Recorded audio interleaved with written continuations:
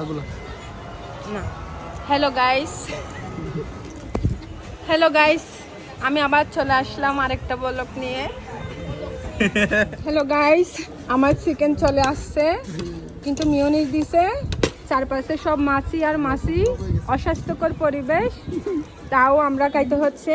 এই যে আমরা বাস সিটি, আমাদের বাস সিটি রে ভাই, এই যে, তারপর এই যে আমরা,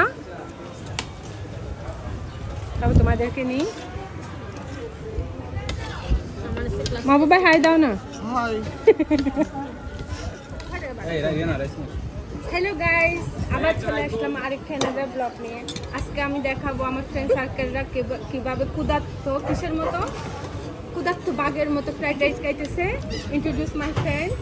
এই যে এটা এটা দেখাও, বডি বিল্ডার। সকালে উঠে নাকি ও 4টা ডিম খায়, তারপর কি করে ব্লেন্ড করে। হ্যাঁ বলো, তোমার যা বলো। সকালে 4টা ডিম, আচ্ছা আমি তো এইভাবে খাইতে পারি না, ব্লেন্ডার করে খাই। ব্লেন্ড করে খাই। নাও, নালে পাবলিক তারপর আমার একটু নাও সুন্দর করে। উল্টা পাল্টা কথা না দিলে পাবলিক। ভিডিওটা স্টার্ট কর। কি হইছে জানো? শোনো এই শোনো, আমাকে শোনো। যখন আমি প্রেজেন্টেশন দিতাম, আমার কথাটা কি শোনো? সবাই হাসতো।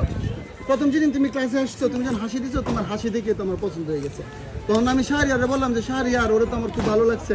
পরে শাহরিয়ার কি করছে, এই আমার নামে যত বদনাম আছে তোমার বলে দিচ্ছে, বুঝছো? এখন তুমি বুঝতে পারছো, এ ষড়যন্ত্র করছে, ও ষড়যন্ত্র করছে। তুমি কিন্তু এই জিনিসটা বুঝতেই পারো না, এই বিষয়টা। এখন শেষ, তোমার স্টোরি শেষ। এর বাইরে থেকে বিক্রমে কোনো কিছু আসবে না। আর লেখার বিষয়টা